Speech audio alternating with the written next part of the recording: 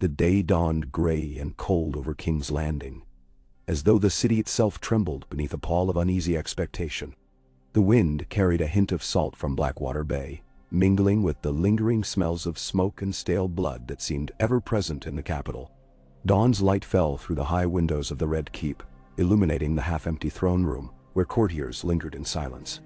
The towering seat of iron looked monstrous in the haze, a spiked silhouette that swallowed the feeble rays of the early sun. At the foot of that seat stood a young woman with the gray eyes of the north, dressed in a gown of silver and white that caught the light in shifting patterns.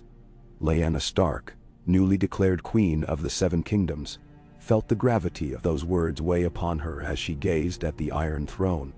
She had never wanted this. The old song spoke of brave knights, gentle ladies, and proud kings, but seldom did they speak of the burden that came from ruling. Lyanna's chest felt tight at the knowledge that all eyes were upon her. She could feel the hush that fell whenever she entered a room now. The sideways glances, the skepticism of lords who had never before taken heed of a she-wolf from the cold north. Yet here she stood, crowned in a kingdom that had turned itself upside down, wrested from the ashes of rebellion and heartbreak. Her fingers twitched at her sides, reflexively aching for the comfort of a sword's hilt, or a horse's reins, anything to remind her that she was still Lyanna Stark of Winterfell, the girl who rode too fast and laughed too loud. But the crown changed all that. It was a heavy circlet of gold and rubies, shaped into a subtle wreath of wolf heads and thorns, newly fashioned to honor House Stark's crest, as well as the harsh realities of the realm. It sat upon her dark hair, and with every step she took, she could feel its weight shift, as if to remind her that she now bore the hopes and treacheries of a land that had never known a northern monarch. The hush in the throne room deepened when she approached the raised dais. The throne loomed, cold and sharp, a macabre creation from the conquests of Aegon Targaryen, forged from the blades of defeated foes.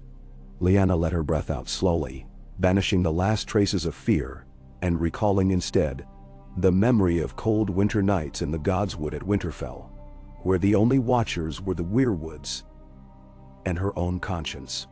She ascended the dais without faltering, the train of her gown whispering over the steps.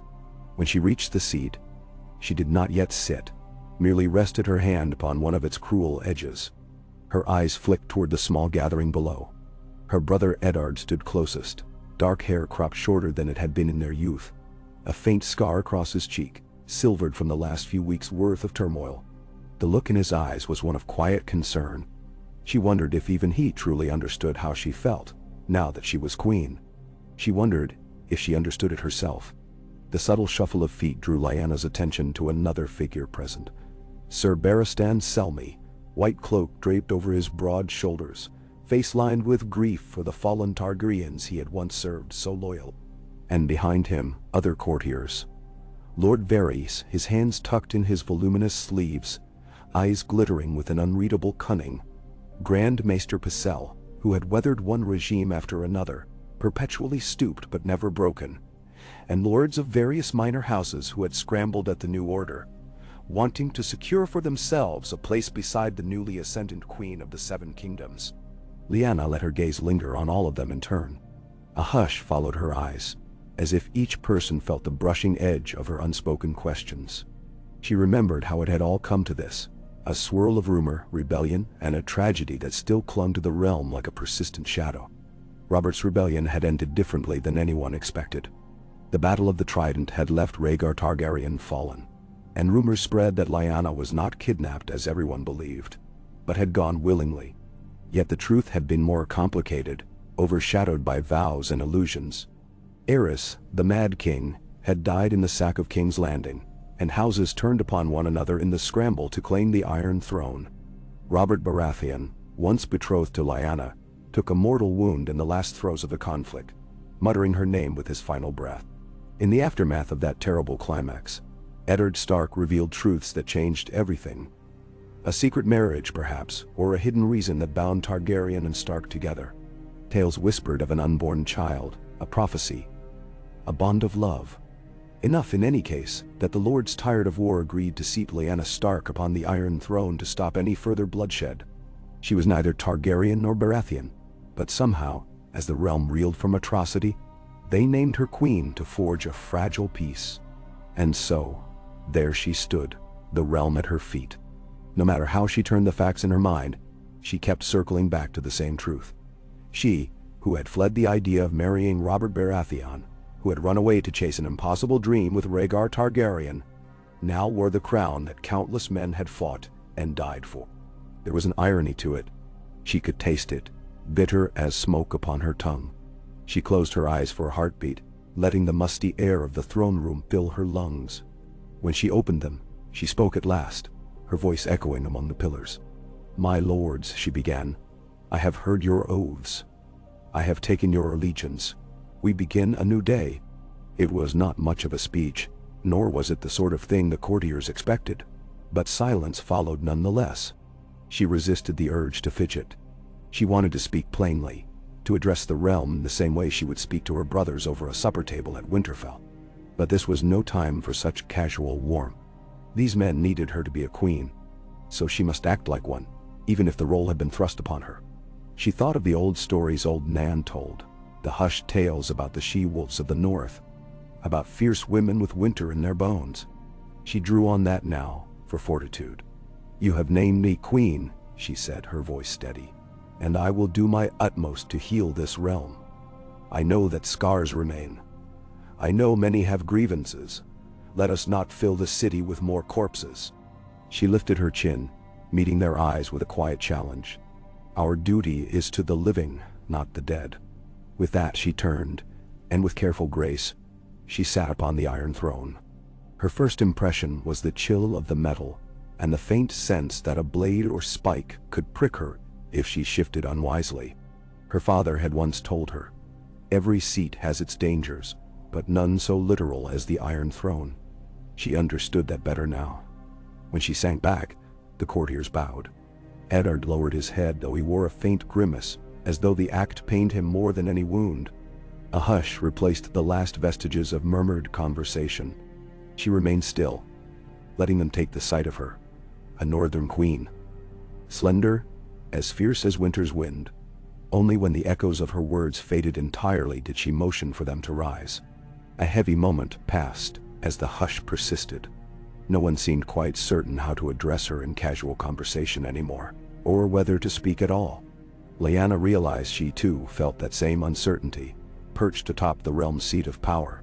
Finally, Eddard stepped forward, taking the place of the hand of the queen, though it had yet to be officially declared. He cleared his throat. "Your Grace," he said, voice hushed yet firm. "Shall we move to your chambers? The council awaits." His eyes asked a question. "Are you all right?" She gave him a nod, stiff and queenly. And so, the first day of her reign began in earnest.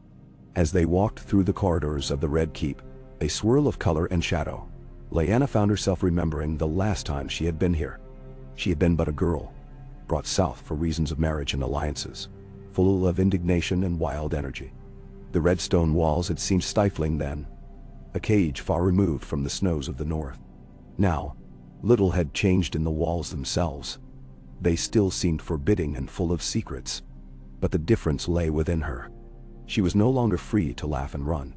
A queen does not race her horse through the courtyard, or scale the walls in the dead of night for the mere thrill of it. She must remain poised, collected, always aware that every moment might set the course of the realm.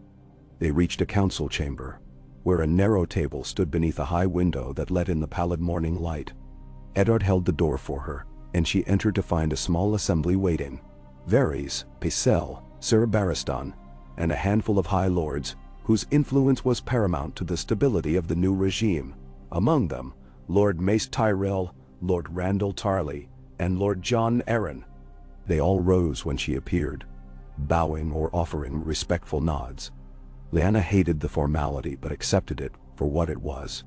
She took her seat at the head of the table, conscious of how the wood felt under her palms. Her heart fluttered, but she forced her face into a calm mask. Eddard sat to her right, in the seat customarily reserved for the hand, though no pin had yet been bestowed. That, like so many other things, would have to be decided soon. Grand Maester Pycelle cleared his throat. "Your Grace, We stand ready to advise you on the matters of the realm, as the council did for kings before you." Lyanna nodded, remembering the stories of how Pycelle had served Aerys Targaryen, how he had publicly endorsed the new rulers after each coup. She would have to keep her wits about her. "Then let us start with peace, Maester," Lyanna said quietly. "The realm is weary. What are the most pressing concerns?" "Nawenpri." Varys offered a slight tilt of his head. "Your Grace, the Lords of Dorne are restless." His voice was soft, carefully measured, and his eyes roved across every face at the table, lingering nowhere too long. "They blame House Stark and Baratheon for the death of Prince Rhaegar, and of Princess Elia and her children. There is talk of vengeance. They have not yet declared open rebellion, but the new order does not sit easily with them." At the mention of Rhaegar, Lyanna felt the slightest quiver in her chest. She forced it down. She pictured his silver hair in the sunlight, his melancholy smile, the moment he pressed a crown of winter roses into her hands at Harrenhal. That memory still carried the scent of heartbreak. For the briefest instant, she remembered the hush of the Tower of Joy, the pang of sorrow, the hush of a final promise. Then, she set the memory aside. She was queen now. "And who leads them?" she asked quietly, though she well knew the answer. "Prince Doran Martell remains the head of House Martell," Varys replied. "He is measured in his approach, but the common folk of Dorne cry out for blood and restitution. They have not forgotten Princess Elia." Lyanna exhaled. Peace would not come easily. "Send envoys," she said at last. "Men the Martells trust. Let them know that I wish no further bloodshed between Stark and Martell. Let them name their demands, and we shall see if reason might prevail." Lord Tyrell, stout and wearing a wreath of roses embroidered on his doublet, cleared his throat. "With respect, Your Grace, the Martells might see that as weakness. The men of Dorne do not yield easily." "Not in Mo." Lyanna turned her cool gray eyes upon him. "Then let them see it as mercy," she said, a note of steel in her voice. "Or do you forget we are trying to heal the wounds of war, not deepen them?" She had never been a timid girl, and she would not become a timid queen. If they wanted a ruler who cared for petty displays of force, they had better look elsewhere. Mace Tyrell bowed his head in acquiescence. "As you say, Your Grace." Eddard spoke up. "I can recommend certain men for the envoy. Perhaps Sir Willis Manderley. The Martells have had dealings with White Harbor before. They may be more inclined to trust an envoy from the north than one from the Reach." "Bemerskan." "It is a start," Lyanna said. She folded her hands on the table, ignoring the slight tremor of her nerves. "What of the Stormlands?" Lord Arryn answered softly. "They mourn Robert's passing, of course. The Lords of the Stormlands are adjusting to new leadership. Lord Stannis Baratheon, Robert's brother, has begun to consolidate his power at Storm's End. But there is talk that some houses question whether a Baratheon should sit there if the crown is no longer theirs." Lyanna felt a pang of sorrow. She remembered Robert as he had once been. Tall, broad-shouldered, with a booming laugh and a fierce sense of loyalty. That had all twisted into rage during the rebellion, and in the end, it had destroyed him. "Stannis will keep the Stormlands in check," she decided, though a flicker of doubt remained in her mind. She barely knew Stannis, but she had heard he was a stern man, unyielding and proud. Still, better him than Renly, the younger brother with a silver tongue and a taste for courtly intrigue. Let him rule Storm's End as is his right. "I ask only that he bend the knee to the new crown as others have done. I would see no further hostility." The lords exchanged glances. The realm was a patchwork of uncertain loyalties and half-healed wounds. Lyanna could sense their worry, their skepticism, yet none dared voice it openly, not while she sat before them, wearing the crown that thousands had died for. Finally, Lyanna rose, her chair scraping softly on the stone floor. "I thank you for your counsel," she said. "We will speak again on the morrow. For now I would rest. The journey from the north was long, and these recent days have taken their toll on us all." The truth was that she was weary, not just from travel, but from the relentless pressure bearing down upon her soul. She needed a moment alone, away from their watchful gazes. The lords and courtiers rose in unison, bowing, while Eddard stayed close to her side, a silent pillar of support. Once they were out of earshot, he spoke. "Lyanna," he murmured, always dropping her title when they were alone. His eyes showed warmth and worry in equal measure. "This burden, are you certain you can bear it?" She faltered, stopping in the corridor. A pair of gold-cloaked guards stood nearby, but she waved them away with a silent look. She wanted privacy with her brother. She gazed at him, seeing the lines etched in his face, lines that had deepened since the start of the rebellion. "I have no choice," she whispered. "They crowned me to avert more bloodshed. If I falter now, the realm will shatter again. I have to try." Eddard regarded her with quiet sympathy. "I will not leave you to face this alone," he said.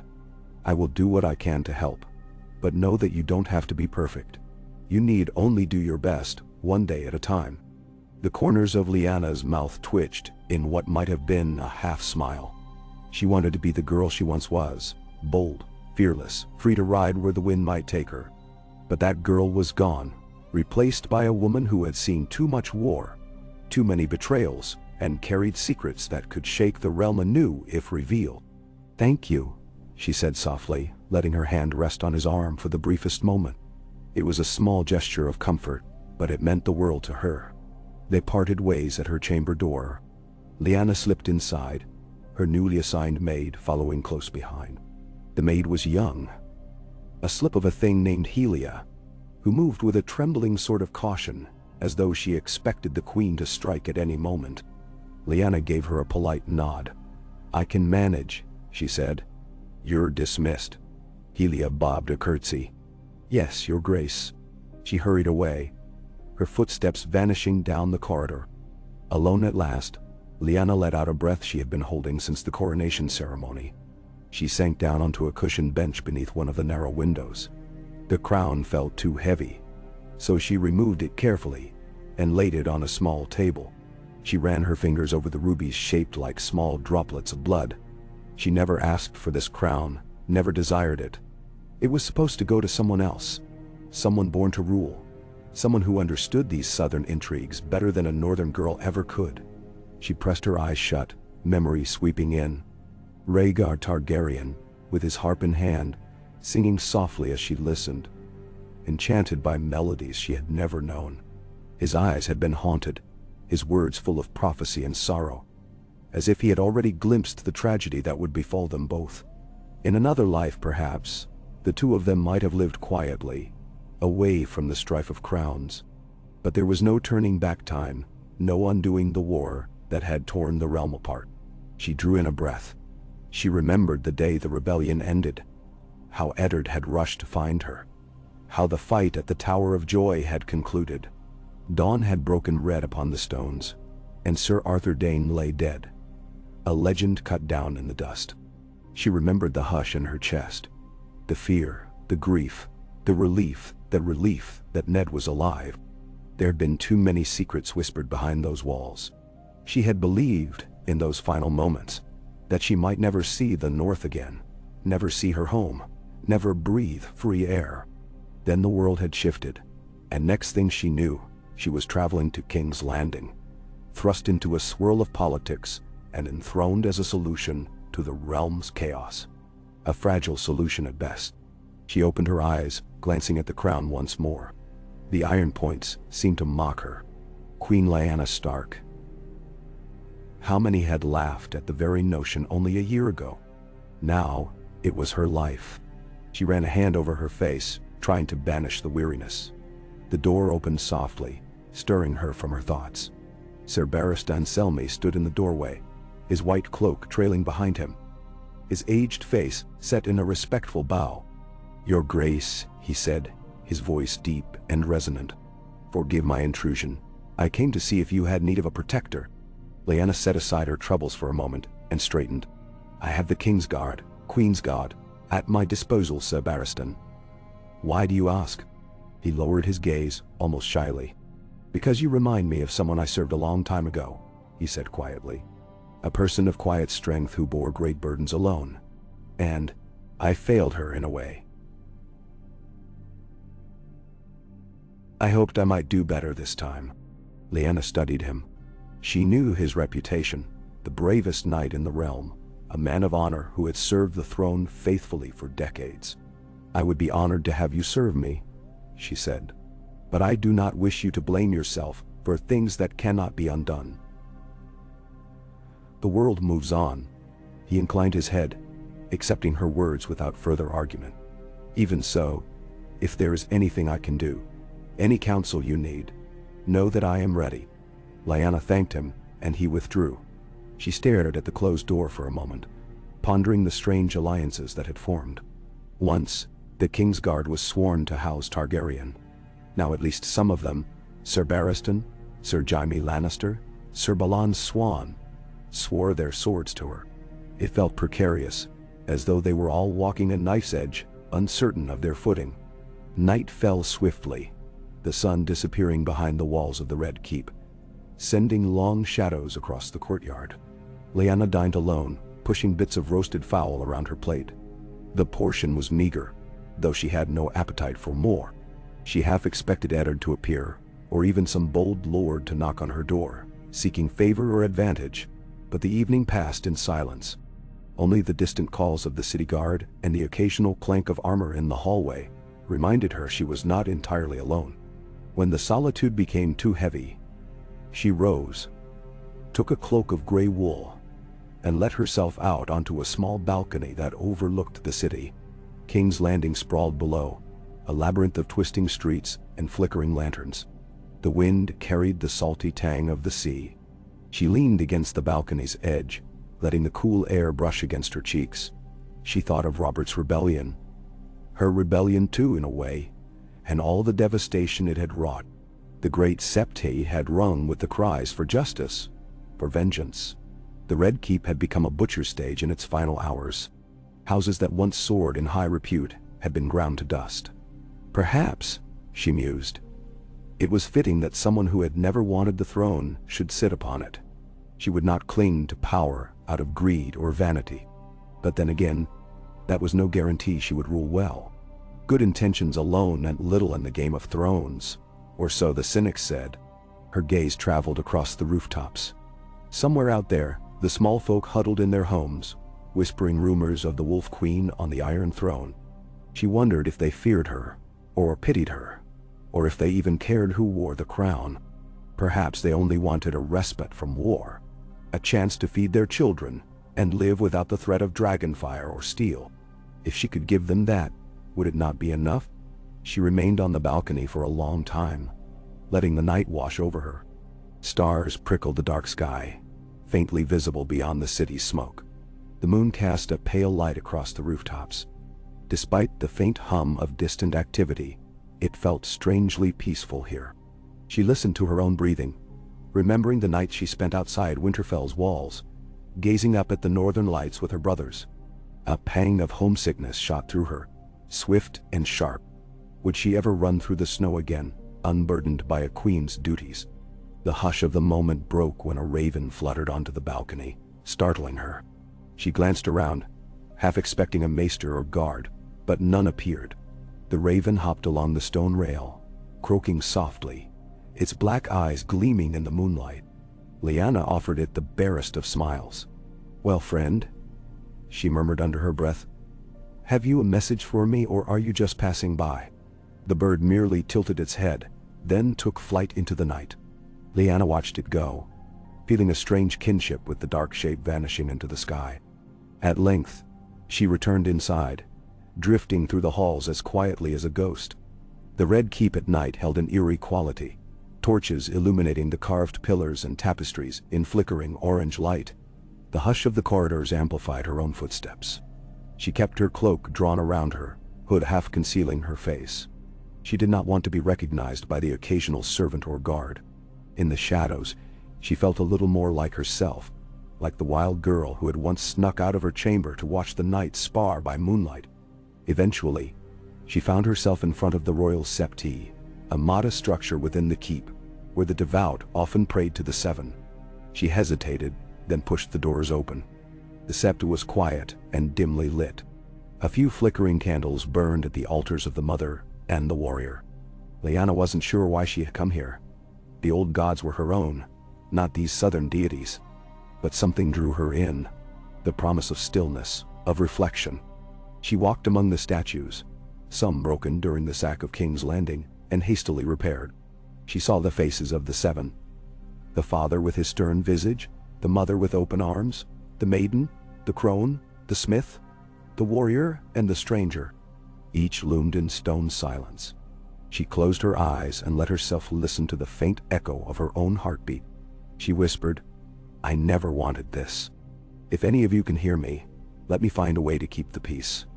Then, her words lingered in the still air. She didn't know if the seven listened. She was a daughter of the North after all. But in that moment, she felt the weight of her vow bear down on her. She had to try. For Ned, for the realm, for those who had already lost so much. Her thoughts strayed to Dorne, to the memory of Elia Martell's gentle smile, a memory colored by stories told around the court. Elia had deserved better. What could Lyanna possibly do now to heal those wounds? And what of the Targaryen loyalists? Those who still whispered that the throne belonged to a lost son, a child said to be spirited away. The realm was restless, full of secrets and plots that might bloom into treason. Lyanna understood that her hold on the crown was tenuous. One misstep, one moment of weakness, and the seven kingdoms could erupt in civil war again. She left the sept, the echo of her footsteps lost in the gloom, and slipped back to her chambers. Tired as she was, sleep did not come easily. She lay awake, staring at the ceiling, recalling the face of Rhaegar as he handed her those blue roses. The gentle tremor in his voice when he spoke of prophecy. She did not fully believe in prophecies, but she sensed that Rhaegar had truly believed he was meant to do something great. Had it been all for naught? The question burned in her mind like a cinder. Eventually, exhaustion claimed her. She sank into restless dreams filled with half-remembered melodies from Rhaegar's harp, the cold whispers of Winterfell's godswood, and the distant thunder of war drums. She dreamt of a child's cry, echoing through tall, icy corridors. When she awoke, sweat chilled her brow. The dawn's light filtered through the shuttered windows, and another day began, bringing its trials. Her maid, Helia, entered timidly, bringing fresh water in a basin.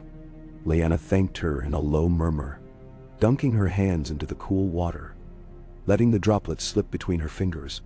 She dressed in a simpler gown of deep gray, embroidered with subtle wolf's head sigils at the sleeves. She wished she could wear riding leathers, but that would scandalize the southern lords, or so they would say. A queen must look the part.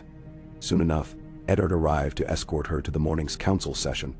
They spoke little, though the comfortable silence reminded Lyanna of days long past, when they might amble through Winterfell's courtyards. As they descended the steps, the hush of the keep weighed on them both. She noticed the gold cloak standing at attention, the occasional swirl of a white Kingsguard cloak passing by. There was no turning back now. The day's business was a litany of challenges. A growing dispute in the Riverlands, a question of coin from the Iron Bank, and a series of demands from the Vale. Lyanna listened and tried her best to weigh each matter fairly. She asked Ned's advice. She asked Lord Aaron's counsel, and found Mace Tyrell full of self-interest and flowery praise. Varys offered cryptic suggestions, and Pycelle's droning voice almost put her to sleep. Through it all, she kept her bearing, aware that any sign of uncertainty would be seized upon. It was exhausting, more than the hardest day of riding in the northern snows. At midday, they took a brief respite. Lyanna stepped onto a balcony to catch her breath, leaning on the balustrade. Eddard joined her, not saying a word, merely standing at her side. His presence grounded her, reminding her that she was not alone in this madness. The city stretched below, buzzing with midday activity.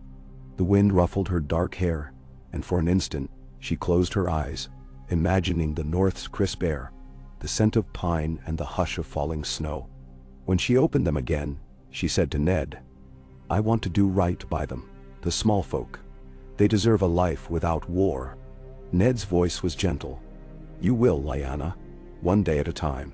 She rested a hand on her crown, which she had taken to wearing even in these private moments, as a symbol of her station. The weight of it felt a constant reminder that she could not escape. We need allies, she said.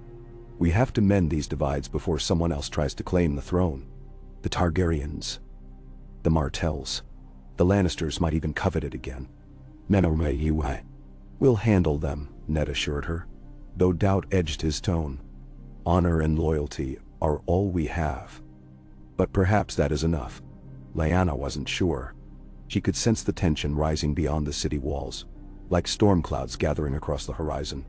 She recalled the posture of Lord Tyrell, the masked courtesy of Varys, the cold stare of Stannis Baratheon, men who might yet become friends or foes, depending on how the winds blew. And in Dorne, grief and vengeance simmered. The realm was an overturned anthill, scurrying in confusion, waiting for a spark to ignite the next conflagration. She looked once more at the vista of King's Landing. The rooftops, the winding alleys, the spires of the great sept in the distance. She wondered if her father's ghost watched her now, if Brandon's restless spirit haunted these halls, if the memory of Rhaegar lingered in the shadows. So many ghosts, so many regrets. Yet she stood here, alive, crowned, and determined to seek a peace she hardly believed possible. Afternoon stretched into evening, and she returned to the council chamber to finalize the dispatch of envoys to Dorne.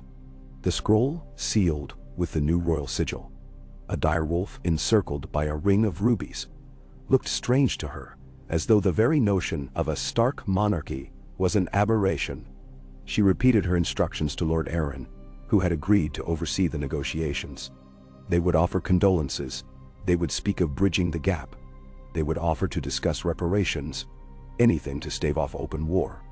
Nightfall came again. The day felt longer than any Lyanna had ever lived before. She retired to her chambers, hardly touching the meal laid out for her. As she sat in the darkness, only a single candle burning by her bedside, she let her thoughts wander to the quiet fields of the north, the hush of the Wolfswood at dusk. Home. She closed her eyes and imagined riding through the snow, her laughter echoing with vengeance, their horses' breath steaming in the frosty air. So far away now. So far. Gently, she lifted the crown from her head and set it on the bedside table. She stared at it for a long moment, the rubies catching the flicker of the candlelight, reflections dancing on the walls. It reminded her of spilt blood. She touched one red gem with her fingertip. "Tomorrow," she whispered, her voice raw, "I'll do better." An empty vow perhaps, but it was all she had. She snuffed out the candle. Darkness enveloped the room, and in that darkness, for a fleeting moment, she was not a queen. She was simply Lyanna Stark, a young woman who had yearned for freedom and found only chains. Her eyes drifted shut, and sleep claimed her once more, haunted by the echo of distant harp strings and the soft rustling of winter roses. No, woe. The next morning dawned under low, ash-colored clouds, as though the heavens themselves felt reluctant to offer King's Landing the warmth of the sun. Outside the Red Keep's walls, life churned on. Fishmongers hawked their wares down by the wharves, dock workers unloaded tall ships, and weary peasants shuffled through the city's crooked streets. Within the keep, however, the hush of an unfamiliar regime persisted. Guards stood rigid, an undercurrent of taut vigilance among them, and every so often there came the distant thrum of hidden activity. A scurry of servants, a glimpse of tired courtiers, as if the entire castle labored beneath a weight nobody quite knew how to carry. Lyanna Stark rose from her restless sleep to find that her candle had burned down to a nub on the bedside table. She lay still for a long time, letting the echoes of her night's disjointed dreams drift away. The last images to fade were Rhaegar's face, and that gentle halo of silvery hair, the memory of a lament played on his harp. She exhaled, the air thick with sorrow in her chest, and turned to look at the crown she had discarded. It still sat where she had left it, the rubies dull in the gray morning light. A small knock sounded at the door. Her maid, Helia, come to wake her. At Lyanna's soft command, The girl entered, eyes lowered, hands clasped around a fresh basin of water. She placed it on a table near the hearth, where a low fire smoldered. As Helia helped her wash and dress, Lyanna tried not to flinch at the feel of unfamiliar fabrics and stiff southern ornamentation. She longed for furs and cloaks that bore the scent of pine and crisp wind, but here she must wear garments of subtle southern cut, with lines meant to project a queenly bearing. Only the stark gray color gave a nod to the north. She had insisted on that much, at least. When she was ready, the crown was placed lightly on her hair, and Helia withdrew. Lyanna caught the girl's anxious expression just before she slipped away. Did her own face mirror that same anxiety? She stepped into the corridors, flanked by the pair of gold cloaks assigned to guard her, and made her way to the council chambers. Her mind felt heavy, as though weighed down by the knowledge that each decision she made would reverberate across the 7 kingdoms. She found the council mostly assembled already. Eddard stood near the window, expression pensive. Lord Varys hovered at a table strewn with maps, his silken robes a swirl of lilac and cream. Grand Maester Pycelle seemed half asleep, perched on a stiff-backed chair, while Lord Mace Tyrell straightened his ornate doublet and gave the queen a hasty bow. Lord Jon Arryn was the last to arrive, his features solemn, a roll of parchment tucked under one arm. Sir Barristan Selmy had taken up a sentry-like stance behind Lyanna's usual seat, his face unreadable beneath a quiet gravity. Lyanna inclined her head at them all, then sat. The chair, fashioned in a simpler style for her comfort, creaked under her slight weight. Silence reigned for a moment, broken only by Pycelle's wheezing breath. Finally, Lyanna asked if there was word from Dorne. Varys answered, in his smooth, unhurried tone, "Your Grace, our envoys departed for Sunspear 3 days past. With fair weather, they should arrive within a fortnight." His spider-like fingers played with a quill that lay on the table, the tip tapping out a soft rhythm. "We can expect a response soon thereafter." Lyanna scanned the gathered faces. "Do we know if Prince Doran will receive them warmly?" Lord Arryn cleared his throat. "He will receive them in some fashion, Your Grace. Whether warmly is another question. Prince Doran is said to be measured in his anger, but the people of Dorne still burn over the deaths of Princess Elia and her children. They may demand more than we can comfortably give." Machine Danwani. Lyanna's fingers curled slightly against the armrest of her seat. "We'll see what demands they make," she said. "I won't accept open hostility, but I don't want to close the door on peace either." A few nods of agreement, though Mace Tyrell's nod seemed more practiced than sincere. He piped up, voice cheerful. "We all crave peace, Your Grace, though caution is wise in dealing with those who place passion above reason." Lyanna caught a faint flicker of disapproval in Eddard's eyes. He had no love for flowery speeches, nor for those who wore courtesy like a second cloak. She felt a flicker of irritation, but stifled it before it could reach her face. She simply moved on, inquiring about the Stormlands and the Vale. One by one, the lords reported the state of their domains. The Vale was quiet but watchful under Lord Arryn's stewardship. The Stormlands recognized Stannis Baratheon as their liege, though rumors hinted at tension among the lesser lords who still grieved Robert Baratheon. The Reach, represented here by Mace Tyrell, boasted a bountiful harvest, an irony given the strife across the rest of the realm. Yet even they faced pockets of discontent from those who lost kin in the war. The Riverlands, battered by the conflict, were rebuilding under the Tullys, but scars remained. Amid these details, Sir Barristan stood silently behind Lyanna's seat, neither intruding nor dozing, ever alert to potential threats. She glanced at him once, and he offered a small, respectful bow of his head. She knew that some members of the Kingsguard, notably Jaime Lannister, were absent this morning, attending to the tasks of securing the capital, or so they claimed. She felt the absence like a small prick of uncertainty. In truth, she did not fully trust Jaime Lannister. She remembered the rumors, how he had dealt the fatal blow to the Mad King, how that single act both saved the city and cast a long shadow on his honor. At last, Lyanna rose, signaling the meeting's end. "We'll reconvene tomorrow morning," she said. "In the meantime, keep me informed of any new tidings, especially from Dorne or the Stormlands." They stood and bowed, each in their fashion, and dispersed into the keep's long halls. Eddard lingered at her side. Together, they walked out into the sun-bleached courtyard overlooking the bay. A pale sky above them. The sea breeze carried a slight tang of salt. She paused near a balustrade, noticing the swirl of gulls calling overhead as they dove for scraps of fish in the water below. "Ned," she said softly, letting herself use the old familiar name. "Do you think we can hold all this together?" The question felt raw. She had only been queen for a short time, and already she felt the strain. She was a wolf out of her element, thrust into a labyrinth of southern politics. He rested his hand gently on her shoulder. "We have to try. You've come this far. You've shown the realm your strength and your desire for peace. That might be enough, given time." "Time," she echoed. "If only we had more of it. I worry something will happen to set it all aflame again. One spark is all it takes." "Done." Ned's gaze was distant, as if recalling the moment when Robert's rebellion had flared into life. "Then we'll watch for sparks," he said quietly, "and we'll do our best to stamp them out." She leaned against the cool stone of the balustrade, eyes scanning the city below. Even from this vantage, she could see the subtle differences in King's Landing since she'd last been here.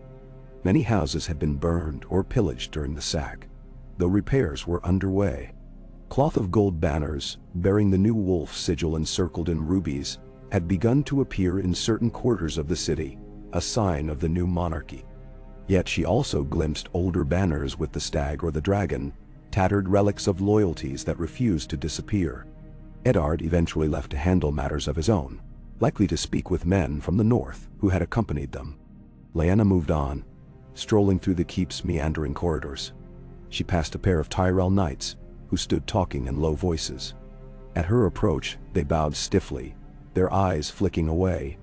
She recognized one of them, Sir Hobert Tyrell, a distant cousin of Macy's. He had fought on the Targaryen side at the Trident. Now he served the new queen. Some alliances, it seemed, were forged out of sheer necessity. She turned and descended a small flight of stairs leading to a lesser courtyard ringed by tall hedges. Within it lay a modest garden that had been neglected over the years, overshadowed by the more grandiose royal gardens. Lyanna found the quiet space appealing. She spotted a single weirwood sapling tucked in one corner. A gift from the north, transplanted in an attempt to bring some measure of her gods to King's Landing. The red leaves and white bark seemed out of place in the southern warmth, but it stood there bravely, leaves rustling in the breeze like a whisper of winter. The day drifted on, and she found herself watching the small folk beyond the keep's gatehouses, bustling with their daily affairs, oblivious to the angst that gnawed at her soul. She tried to eat a midday meal with Ned, but her appetite vanished after only a few bites. Courtiers came and went, each eager to catch the new queen's ear for a moment. A merchant seeking a royal charter for his ships, a minor lord from the Crownlands complaining about bandits, a steward from the Reach with a letter for Mace Tyrell. Lyanna listened to them all, gave what answers she could, and sent them away. By the time dusk painted the sky with streaks of pink and gold, she felt hollow. Later, she found herself standing in the great hall again, the iron throne looming like a dark sentinel. Torchlight glinted off the jagged blades that made up its back and arms. She had come here seeking. She wasn't sure what. Solace? Clarity? There was no one else present, only the flicker of flames in iron sconces, and the echo of her own footsteps. She remembered the day of her coronation, how the hall had been filled with a hushed crowd. Now it was empty, and she felt like an intruder. She slowly climbed the short steps to the throne's dais. The seat's metal looked so cold, so unwelcoming. She traced a trembling finger along the edge of one blade, feeling its bite. It was said that the Iron Throne cut those who were not meant to rule. She had heard stories of kings slicing their skin on the seat, drawing blood that trickled to the floor. Could it be that the throne itself was rejecting them, or that the throne recognized a deeper truth about those who sat upon it? She lowered her hand, her gaze traveling over the stark outlines of the hall. The high-vaulted ceilings disappeared into shadow. At one time, a dragon skull might have rested here, or tapestries depicting the Targaryen conquests. Now it seemed lonely, a place of echoes. She felt the press of memory once more. Rhaegar had told her that one day, the world would change, that a dragon might sit the throne who could unite the realm. She wondered if that was just the rambling of a man lost in prophecy, or if a deeper meaning hid behind his words. A gust of air rustled the torches. Lyanna swallowed, fighting an urge to speak aloud, to call out to the ghosts that surely haunted this place. Instead, she turned away from the throne. She would not sit upon it tonight. Once had been enough for one day. She left the great hall and made her way to her chambers, where her maid awaited her with a simple supper. Lyanna ate in silence, chewing bread and cheese that tasted of sawdust. She longed for the sweet clarity of the northern air, for the quiet companionship of her brothers, for a moment when she did not have to be queen. Her nights were all beginning to bleed together, an endless repetition of worry and fatigue. But she did not complain. There was no one to complain to, except Ned, and she would not burden him more than necessary. After the supper tray was taken away, she drew a heavy cloak around her shoulders and slipped out, dismissing her guards with a soft word. She was queen. After all, she still held the freedom to wander her own castle, though it startled them that she did not want an escort. Their protests fell on deaf ears. She needed solitude. She walked the length of a narrow corridor that opened onto another balcony. Below, the Blackwater Rush gleamed with the reflection of moonlight. The city's light spread out in 1,000 flickers like scattered stars upon the ground. King's Landing might have been beautiful, were it not for its stench of sewage and the memories of war. Lyanna let out a breath and leaned her arms on the balustrade, staring at the dark waters of the bay. She could almost imagine the silhouette of the Tower of the Hand in the distance, or the hazy blur of the monstrous dragon pit on Visenya's hill. So much had changed, yet so much remained the same. Huck behind her broke her reverie. She turned and saw Sir Barristan standing a few paces away, the moonlight shining on his white cloak. He bowed his head. "Forgive me, your grace. I wish to ensure your safety." "I asked for no guards," Lyanna replied softly, though she could not summon irritation. She respected the man, and his loyalty was a comfort in a place where loyalties could shift like sand. Sir Barristan inclined his head. "You are queen. It is my duty to protect you, even if from afar." Then he cast his gaze out at the city. "Did you ever think you would see such a sight, your grace, when you were a girl in the north?" Lyanna gave a bitter half-smile. "I never wanted to. I was quite content in Winterfell, galloping my horse across the snowdrifts. I never dreamed I'd be here, wearing a crown." The words tasted of regret. She paused. "You served the Targaryens. You knew Rhaegar well." Barristan's jaw tightened with old sorrow. "I did. He was a good man, your grace. He believed in greater things. Perhaps too strongly, perhaps not, but I know he cared for you." A lump rose in Lyanna's throat. She turned back to the view, the city swirling in lights. Memories warred within her, the hush of the Tower of Joy, the swirl of Rhaegar's cloak at the tourney at Harrenhal, the swirl of rumors that sparked the rebellion. "He cared enough to risk everything," she said, voice low. "And in the end, it cost us all too much." Barristan did not press. "If you will excuse me, your grace, I shall remain nearby, in case you have need of me." She nodded and returned her gaze to the city. After a while, her eyes began to ache from scanning the distance, seeing nothing but a sprawl of rooftops. She glanced over her shoulder. Barristan stood near the door, arms crossed, watchful. She felt oddly comforted by his presence, a steadfast reminder that not everyone in this castle played a double game. Then, she made her way back to her chambers and tried, with limited success, to find rest. The next day came and went in a blur of reports and small decisions. She received a series of lesser lords, all with requests for favor, land grants, or petty justice. She listened, weighed, decided, occasionally looked to Ned or Lord Arryn for guidance, and put on the best face she could manage.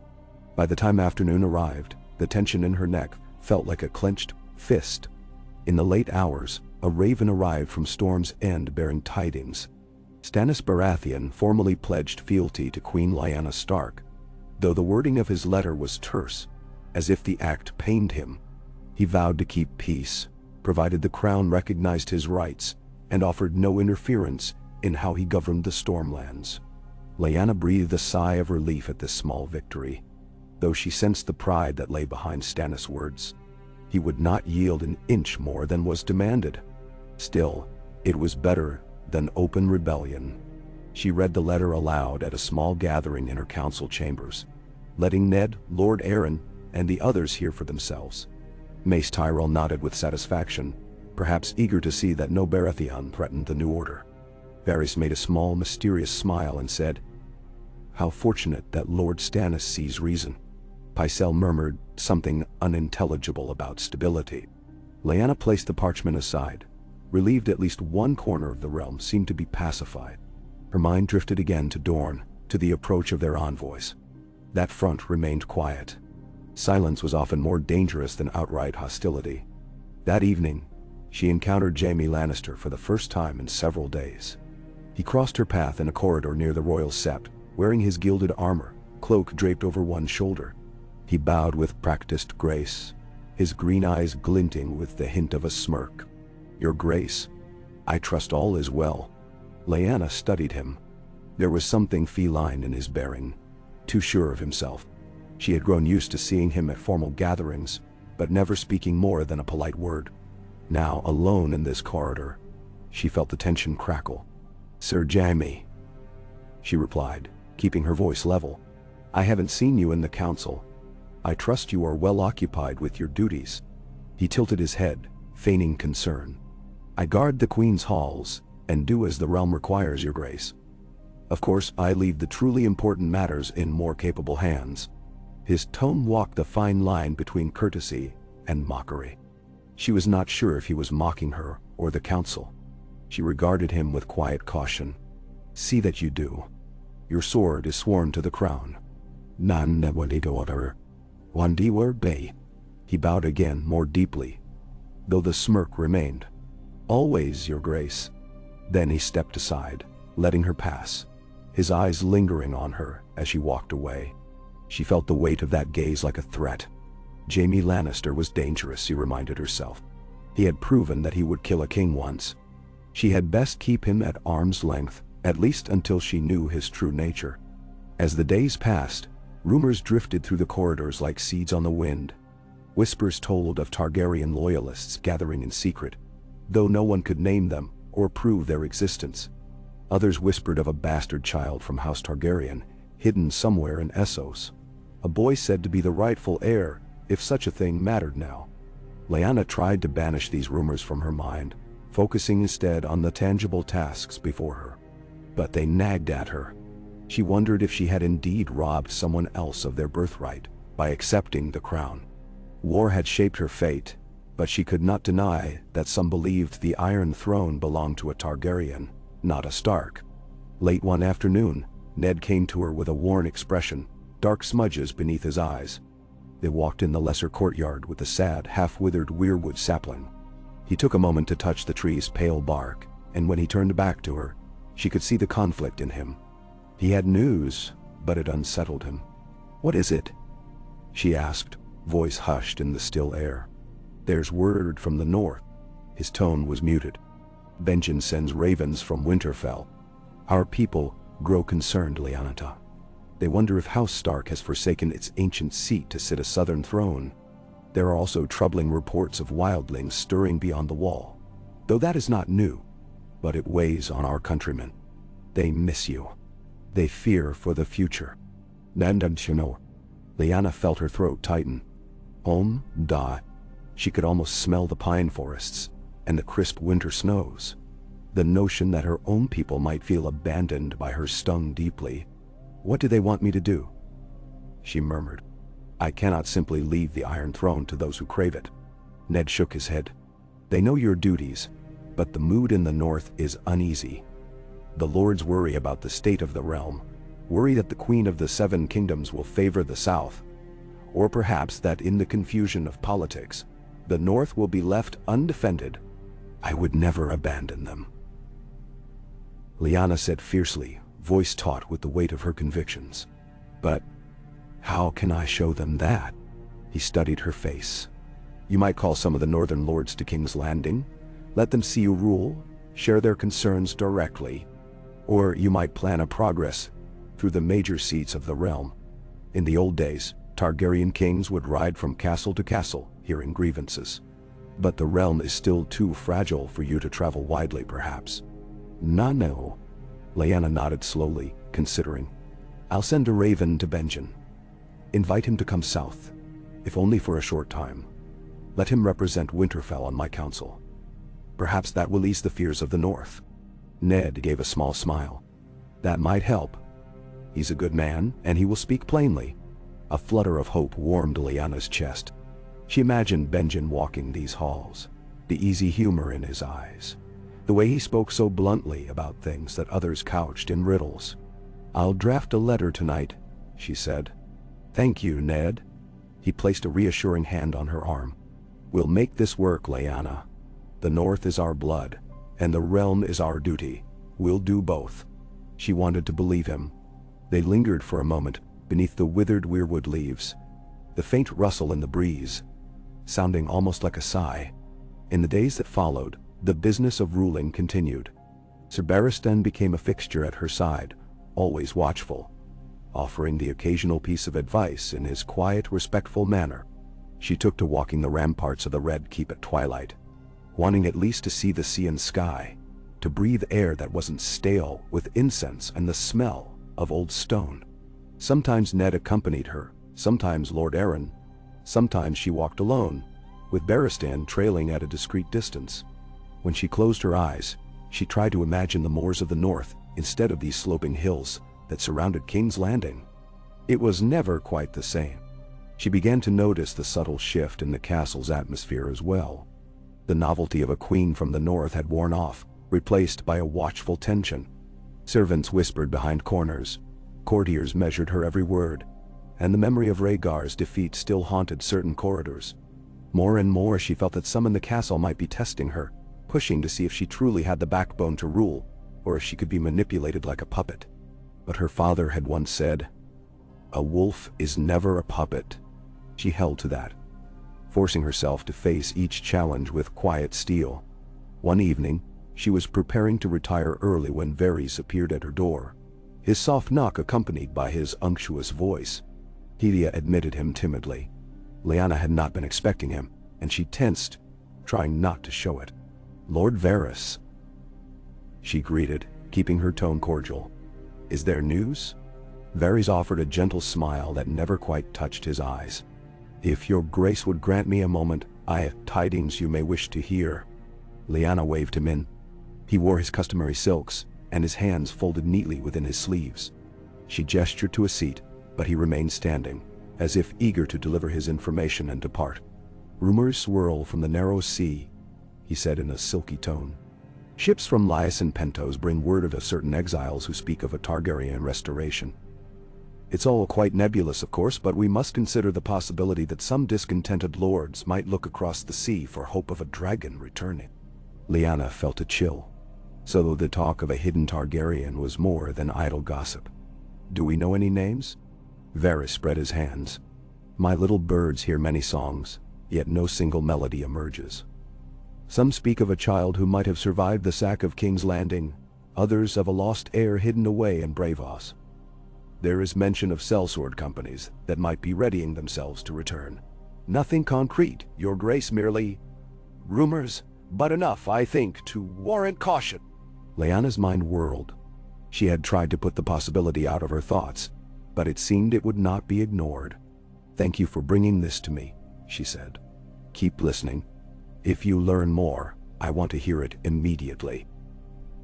"Elwire," Varys bowed. "Of course, your grace. One final matter. There is also talk of a shadow in the east, a new sorcery or religion that some men whisper about, especially among the Red Priests who have found their way here. I do not know if it bears relevance, but one cannot be too careful." She narrowed her eyes.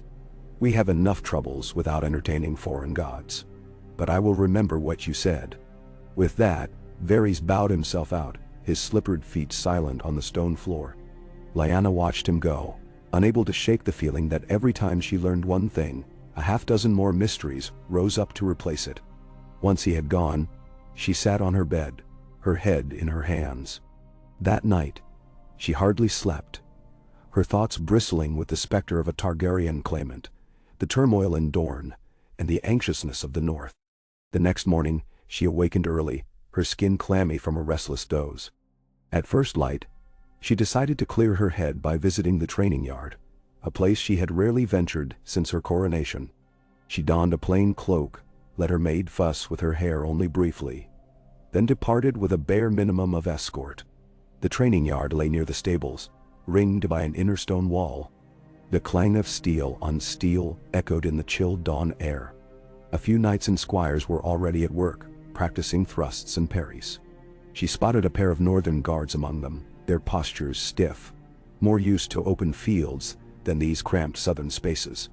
She found a spot by the edge of the yard, leaning against a post. The sounds of swords triggered a sudden wave of nostalgia. She remembered her youth in Winterfell, slipping into the courtyard to watch Ned and Brandon train. She had pestered them until they let her handle a blade, though her father had disapproved. Yet the memory of a sword's weight in her hands, the rush of adrenaline during a friendly spar, it all felt more alive to her than the stifling routine of the throne. After a time, one of the knights, Sir Jeremy Riker from the Crownlands, caught sight of her. He nearly dropped his sword in surprise. "Your Grace," he said, bowing. "My apologies. I didn't see you there." "No." Lyanna waved a hand, unaccustomed still to the formality. "No apologies needed. Carry on." But she realized her presence made them uneasy. They feared making a misstep in front of the Queen. The knights resumed their practice, albeit with more cautious strokes. Eddard appeared beside her, as though drawn by her presence. "Couldn't sleep?" he asked mildly. She gave a weary nod. "I wanted to remember what real steel sounded like, not just words in a council chamber." He understood. They watched the men train for a few minutes. The whoosh of blades cut the air, the hiss of feet, pivoting on gravel. Lyanna felt a stirring of old excitement. Once, she would have joined them, demanded a turn. Now, she was queen, and queens did not spar in the yard. At least, not in King's Landing. Finally, she turned to Eddard. "I'll hold a small feast tonight," she said on a whim. "Nothing grand, just enough to keep morale high. Let the lords and ladies gather, drink a little, forget their worries if only for an evening. Perhaps it will remind them that peace can still be celebrated." Ned considered, then nodded. "It could do some good, yes. Show them that the Wolf Queen does not dwell in mourning or fear alone." Lyanna mustered the barest grin. "The Wolf Queen," she echoed. "An odd title, but if it helps, so be it." With that decided, they left the training yard. Ned assigned staff to the arrangements, ensuring extra casks of wine and a modest spread of food. Lyanna told him to avoid ostentation. Many in the city still struggled with the aftermath of war, and she did not want to flaunt luxuries. Nonetheless, she hoped a feast, however modest, might bring some sense of relief to those in the keep who'd been living on the edge. Word of the small gathering spread quickly, and by dusk, the great hall had been transformed with torches blazing, tables laid out, and a group of minstrels tuning their instruments near the dais. Lyanna arrived, dressed in a deep gray gown embroidered with subtle silver thread. She wore her crown. She dared not appear without it, and tried to hold her head high. Lords, ladies, and knights milled about, exchanging glances as she took her seat at the head table. Ned sat at her right, Lord Arryn to her left. Mace Tyrell positioned himself not far, looking pleased enough at the prospect of good food. A few murmured greetings drifted through the hall. The meal began. Servants carried in platters of roasted duck, stewed vegetables, crusty loaves of bread. Wine was poured freely, and soon a wave of laughter and conversation rose among the crowd. Lyanna ate sparingly, her mind half focused on the room's undercurrents. Who was talking to whom, which alliances might be forming? She noticed Jaime Lannister in a corner, speaking with a pair of Tyrell knights, his expression bored. She spotted Varys gliding among the tables, exchanging pleasantries. She saw Sir Barristan standing by a pillar, watchful as ever. Occasionally he scanned the hall for threats. As the feast wore on, The musicians began to pluck out a lively tune. Some couples ventured forth to dance in the open space before the dais, swirling in bright clothes. Lyanna watched with a pang of envy. Once, she had loved to dance. At the tourney at Harrenhal, she had watched the greatest knights in the realm spin with ladies under the pale moon. Now, she felt trapped on her dais, required to remain regal and observed by all. She wanted to slip away, flee to the Godswood or the stables, but that would cause talk. Instead, she forced herself to smile, to nod at those who approached. A few had the courage to speak with her. Lord Tarley, a stern man, offered a brief compliment on her northern fortitude. She thanked him, resisting the urge to ask if that was a backhanded remark. A young lady from House Valerian curtsied shyly, praising the Queen's fairness. Lyanna responded with courtesy. All the while, she sensed the swirl of hidden agendas, the underbelly of the feast. At one point, Ned leaned close and murmured, "Don't forget to breathe, Lyanna. You look as though you're braced for a battle." She let out a small laugh.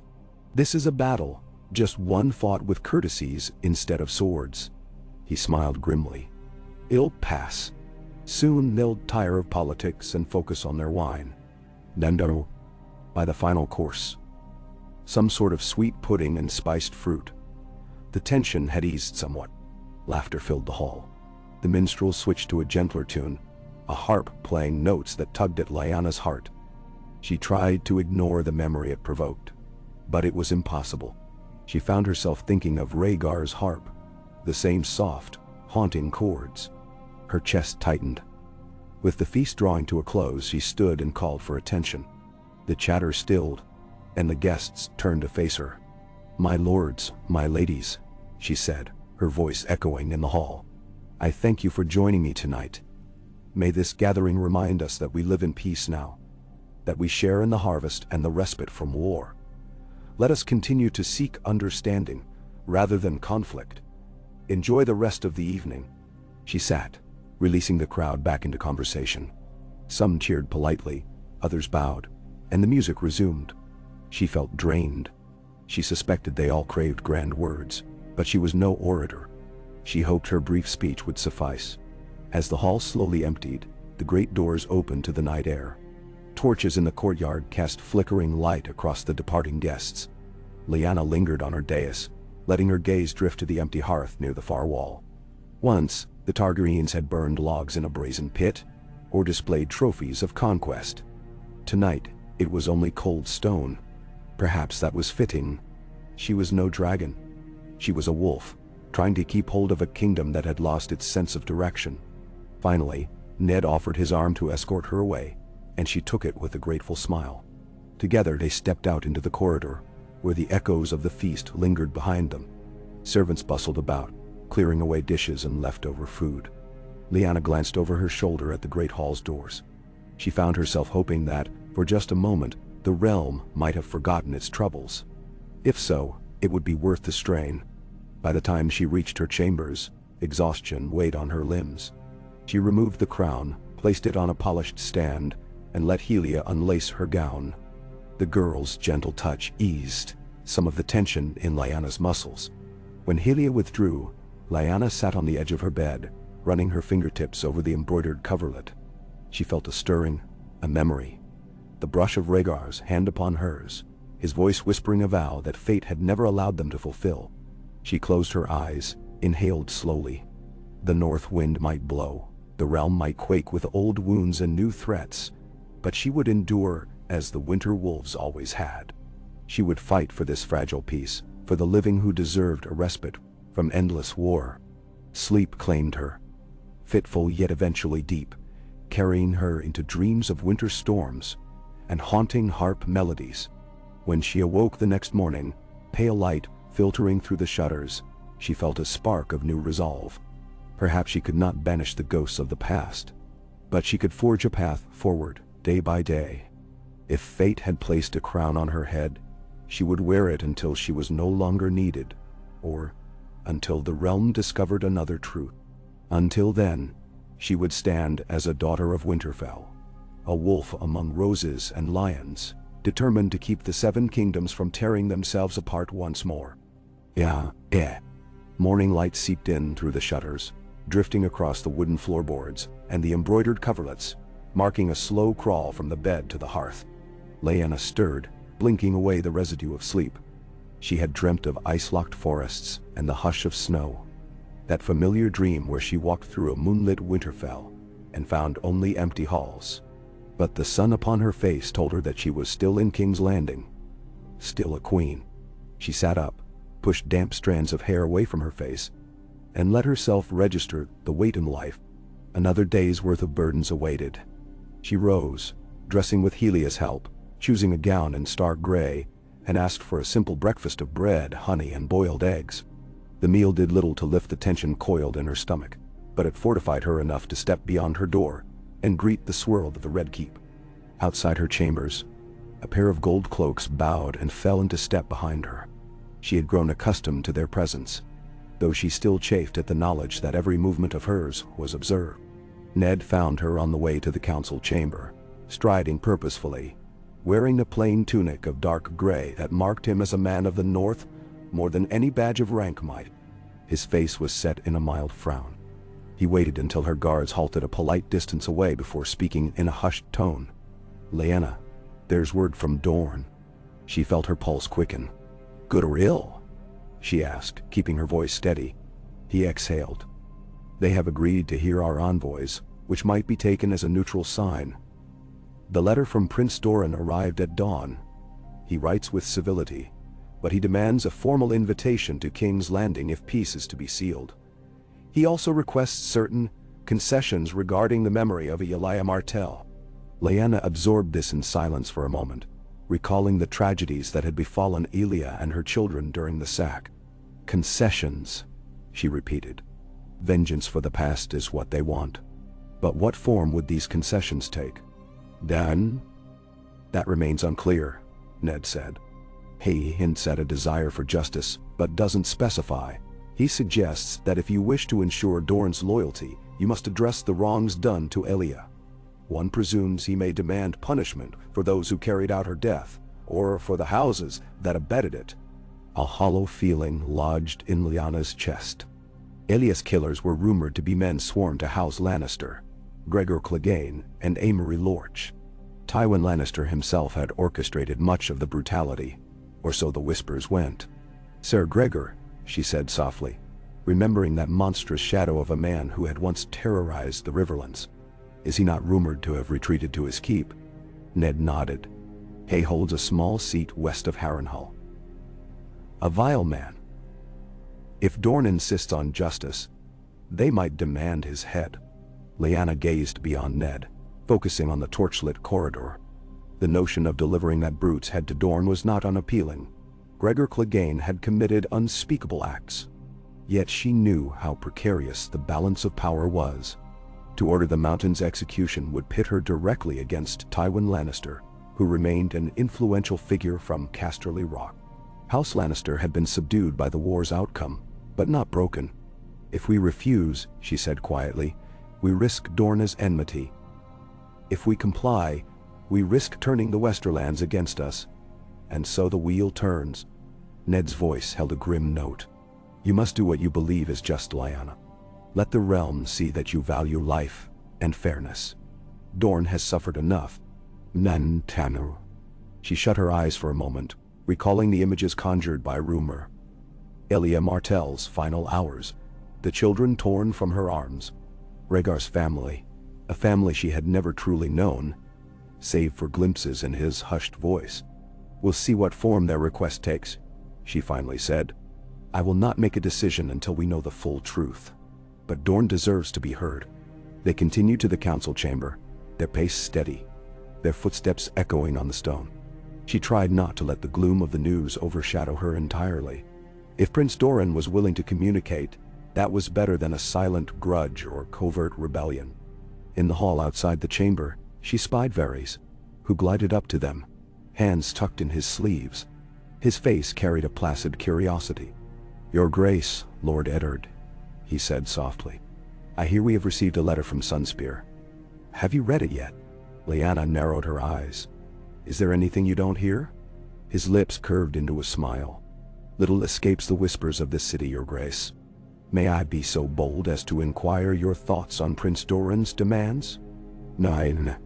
She did not trust Varys enough to divulge her innermost strategy, so she merely said, "We will handle it with caution." "Thank you for your concern." He bowed. Of course. If I might offer a small counsel. Prince Doran is known for his patience and cunning. He values a careful hand and despises rashness. Perhaps in dealing with him, a patient ear is the greatest courtesy you can give. Lyanna allowed a faint nod, then moved past him into the council chamber. Her lords were already waiting. Mace Tyrell, clad in a doublet embroidered with golden roses, perked up when she entered. Lord Arryn, seated at the far side of the table, gave her a measured nod. Grand Maester Pycelle, stooped and ancient, offered a greeting in his quavering voice. Ser Barristan stood at the periphery, silent and watchful as always. Lyanna took her seat, Ned on one side and an empty chair on the other, which might one day be occupied by Benjen if he arrived. She began by announcing the letter from Prince Doran, reading parts aloud. The lords listened with varying degrees of interest. Tyrell's expression soured slightly at the mention of demands. Pycelle's whiskers trembled, as though wanting to object. But only Lord Arryn spoke first. "This is a delicate matter," he said, adjusting his robe. "The Martells will not soon forget the horrors visited upon Elia and her children. If they demand Clegane's head, or demand retribution from House Lannister, we might face Tywin's wrath. Is that a risk we're prepared to take?" Lyanna ran her thumb over a small nick in the tabletop. She remembered the part in Doran's letter that expressed anger toward House Lannister. Yet he had not named them directly as his enemy. He had written only of the atrocities and the need for justice. "We need more information," she said, keeping her voice level. "Our envoys are on their way to Sunspear. Let us hear from them before we make any declarations. In the meantime, we should consider what might be offered that does not lead directly to war." Mace Tyrell chimed in, his voice full of forced cheer. "Perhaps a marriage alliance, your grace. Sometimes that can soothe old wounds." Lyanna's face tightened. It always came back to marriages, to forging ties by chaining people together like pawns. She glanced at Ned, recalling how Robert Baratheon and Catelyn Tully had once been in the web of arranged betrothals to bind houses. "We will keep that possibility in mind," she managed. Though she did not relish the idea of thrusting some relative into a union, merely to placate Dorne. Still, the notion might have merit, depending on who was involved. Lord Arryn nodded slowly. "We must weigh each option carefully. I agree with the Queen that a decision now would be premature." "Dan?" They moved on to other matters. The repairs of the city's walls, the distribution of food in the Crown lands, and the question of how to replenish the royal coffers. The war had drained the treasury, and the Iron Bank of Braavos was pressing for repayment of old debts incurred by the Targaryens. Lyanna listened, asked questions, and tried to keep her frustration at bay. Each problem seemed endless, interwoven with a dozen others. When the session concluded, she dismissed the council with a quiet command. Eddard walked with her into the corridor. They spoke of small details, how best to oversee the city watch, how to manage petitions from minor lords, until they reached a point where they parted ways. Ned needed to speak with some of the Northmen in the barracks, and she intended to review letters from across the sea. She found a solar that faced the Blackwater Bay, a chamber with tall windows allowing in a hazy light. A single table sat in the middle, stacked with scrolls. She set to reading them, leaning on her elbows, occasionally glancing outside to see the sky darkening with storm clouds over the water. An hour passed like this, the scratch of her quill and the rustle of parchment the only sounds. She read of merchant ships fromless, complaints of pirates near the stepstones, a half-coded message from some Braavosi banker who demanded to know the Queen's intentions about old Targaryen loans. She could sense 1,000 threads pulling at the realm, each one a potential threat if mishandled. Eventually, a soft knock came at the door. Helia's head peeked in, her timid voice carrying, "Your Grace, there's a matter in the yard that might require your attention." Lyanna set down her quill. "Is it urgent?" The maid looked uncertain. "Ser Jaime Lannister has detained someone. He's demanding an audience with you, or at least with someone of rank. It seems complicated." Lyanna felt her pulse quicken slightly at the mention of Jaime's name. She had no fondness for him, but she could not ignore trouble in her own courtyard. Rising, she made her way down the winding steps, crossing the passages until the brisk air and the scent of horses told her she had reached the yard. Rain threatened from the slate-colored sky overhead, and a slight wind curled among the stables and the training grounds. A small knot of people had gathered near a pair of dismounted horses, one black, one a muddy brown. Jaime Lannister stood at the center, gilded armor gleaming even in the dim light, his posture relaxed yet taut with authority. Beside him was a young man, slight of build, dressed in patched leathers, a half-cloak thrown across one shoulder. The man's face was pale, and he clutched a small leather bag as though it contained something precious. Jaime's hand rested on the pommel of his sword, a knowing smirk curving his mouth. As Lyanna approached, the crowd parted. Sir Jaime turned to her and gave a mock bow. "Your Grace, pardon the intrusion. I found this fellow lurking near the outer gates. He claims to bear a letter for you." "That's land." Lyanna studied the young man, who looked terrified, eyes darting about as if seeking an escape.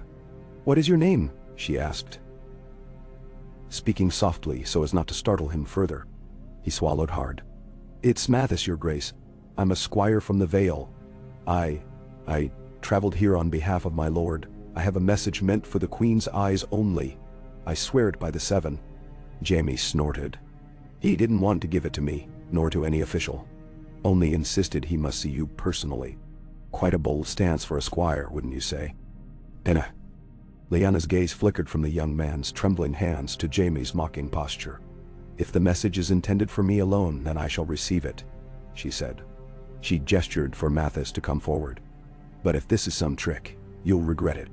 Mathis shuddered, then stepped closer. The crowd retreated a few paces, though Lyanna could feel their scrutiny. She extended her hand, and the squire fumbled in his pouch before retrieving a small scroll, sealed with a blob of black wax. The seal bore no clear sigil, just a simple swirl. He held it out to her with shaking fingers. She took it, turning it over. Then she noticed the faint scent of spiced candle wax. Intrigued, she glanced at Jaime. "Thank you, Sir Jaime," she said, a polite dismissal. "I will see to this." He hesitated, as though deciding whether to protest. Then he gave a half shrug. "As you wish, your Grace. Do be careful. Some letters carry sharper blades than swords." With that, he pivoted and strode away, leaving the squire in her presence. Lyanna turned to one of her guards. "Bring Mathis to a side chamber. Let him rest and be given food. I will speak with him later if needed." The guard nodded, leading the relieved young man away. Once they had gone, Lyanna broke the seal on the scroll and unrolled it. The parchment bore a neat, slanted script, the words in a coded form that required a moment of deciphering. She recognized certain placeholders that disguised names. The gist, as she puzzled it out, seemed to be a warning, something about a hidden ally of the Targaryens gathering in secret, about quiet plots in the Vale. Her throat grew tight as she realized someone was feeding her intelligence from within a Vale house. The letter hinted that several minor lords, disillusioned with the new crown, might be conspiring to harbor a rumored Targaryen heir. She read it twice, frustration and concern warring within her. The letter was unsigned, the only clue that swirl of black wax. She folded it again, pressing it to her palm. How many rumors of Targaryen heirs would plague her reign? But if there truly was such a claimant, the Vale might be a safer place than Essos for them to gather allies. She summoned Ned immediately, and he arrived with that characteristic steady resolve. After leading him to a secluded corner of the yard, she handed him the scroll. He read it, brow furrowed. "Do you trust the source?" he asked in a low murmur. Lyanna shook her head. "I don't even know who the source is. But if there's a kernel of truth, we need to be wary. The Vale is nominally loyal. Under Lord Arryn? Could these conspirators be working behind his back?" Ned's jaw set. "It's possible. Jon Arryn is honorable, but not all his bannermen share his sense of duty. If some remain loyal to the Targaryen name, they might see an opportunity. We should let Lord Arryn see this letter." "Main." "Yes." Lyanna agreed softly, but discreetly. I don't want to spark paranoia if it's only rumor. She paused. The letter mentions the dragon's seed, that phrase again. They might be referring to a child or a distant relative with a Targaryen claim. Ned's eyes searched hers. We live in a realm hungry for legends. It doesn't take much to kindle the memory of dragons. She nodded, understanding the weight of his words. Already, Rhaegar's memory had stirred hearts. If a Targaryen child survived, the realm could be thrown into chaos once more. She recalled Rhaegar's quiet conviction, the way he had spoken of destinies. Part of her almost couldn't blame any Targaryen loyalist for fighting to restore that line. So deeply had Rhaegar believed in his cause. But that belief had led to war, and now the realm was perched on the edge of a blade, with her as the uneasy occupant of the throne. She asked Ned to set up a discreet meeting with Lord Arryn.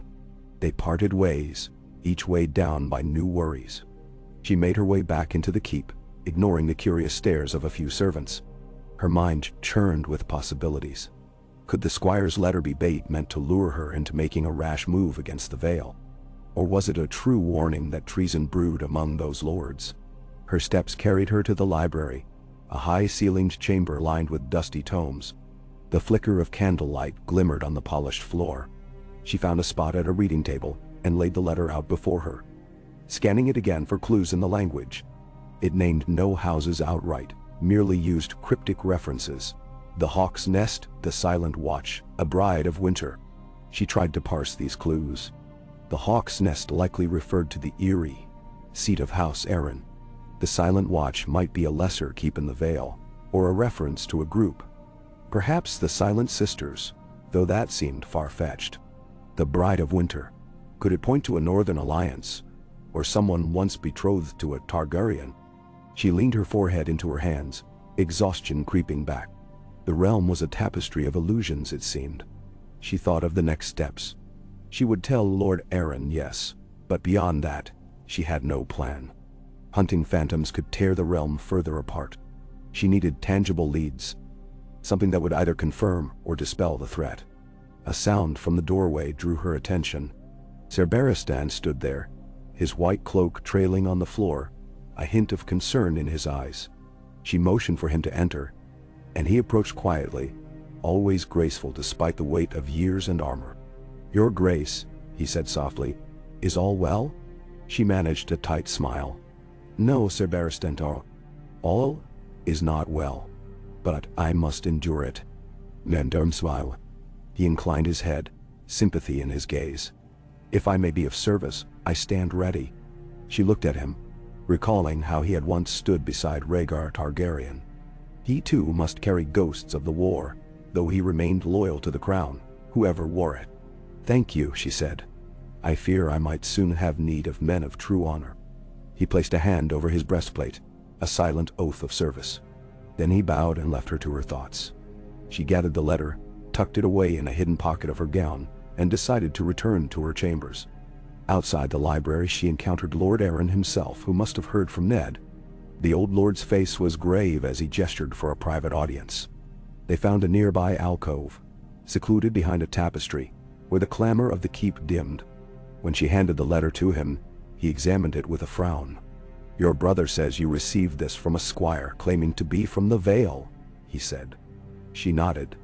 "The seal is unknown, the message cryptic, but I trust Ned's recollection of events." Jaime Lannister caught the lad entering the gates. He insisted it go to me directly. Arryn pursed his lips. "I'll have to make discreet inquiries among my bannermen. If there is truth in this, it suggests a potential nest of rebels. But I must tread carefully.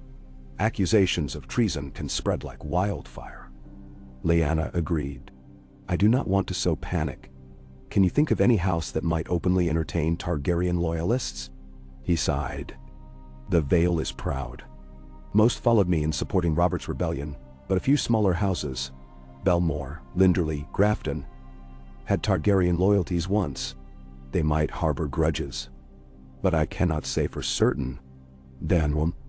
She pressed a hand against the stone wall. "Let us keep this between us for now. If you discover anything, bring it to me immediately." Arryn bowed. "I will, Your Grace." Rest assured, I do not wish to see the realm torn apart again.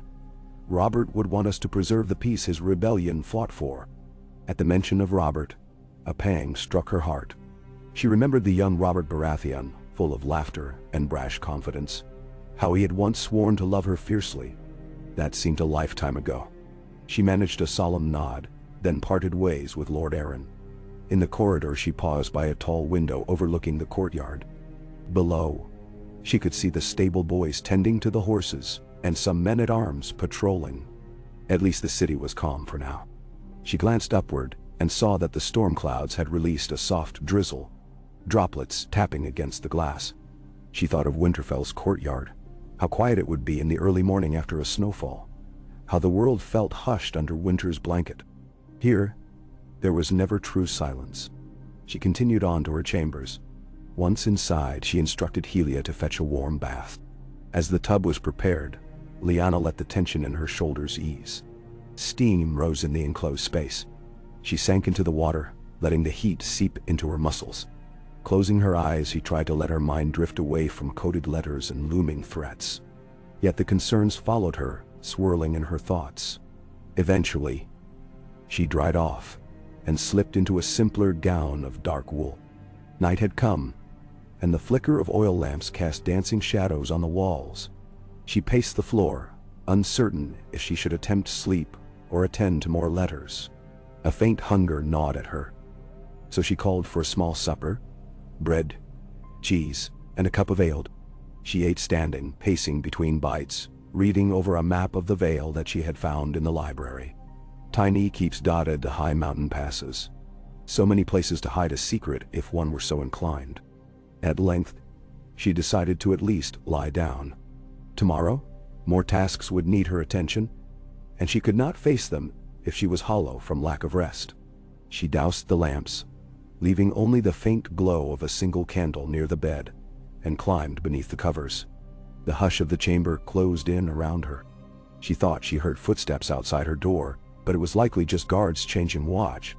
She wondered if Queen Alysanne Targaryen, or Rhaenys, or any of the queens before her, had felt this same weight in the dead of night, knowing that the realm's fortunes, and all the woes of the day, pressed on their dream.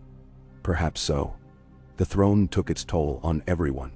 Her sleep was fragmented by half-remembered images, a swirl of white cloaks, a child with violet eyes, the glimmer of a harp's strings. She awoke before dawn, heart pounding, and stared at the ceiling for a long moment, trying to calm her breath.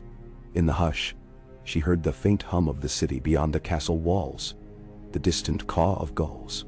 She rose, dressed quietly, and slipped out into the corridor, nodding to the startled guard who stood watch at her door. She walked with no clear destination, letting her feet carry her.